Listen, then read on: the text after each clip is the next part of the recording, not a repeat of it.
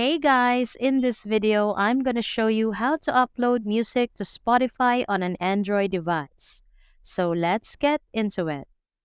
First of all, run Spotify on your Android device. Tap on the settings icon in the top right corner. Go to local files on the list of options. Proceed to your library. Find the playlist that contains the uploaded music. Download the playlist.